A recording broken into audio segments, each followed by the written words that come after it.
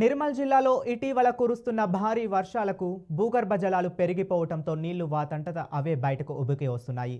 పలు గ్రామాల్లో బోరు మోటార్ల నుంచి నీళ్లు వాటంతట అవే రావటం ఆశ్చర్యాన్ని కలిగిస్తున్నాయి. కుబీర్ మండలానికి చెందిన ఓ రైతు పొలంలో విద్యుత్ మోటార్తో సంబంధం లేకుండా నీరు బయటికి వస్తున్నాయి. తానూరు మండలం బోసి గ్రామంలోని బోరింగ్ నుంచి నీరు వాటంతట అవే బయటకు రావటాన్ని గ్రామస్తులు ఆసక్తిగా తిలకిస్తున్నారు.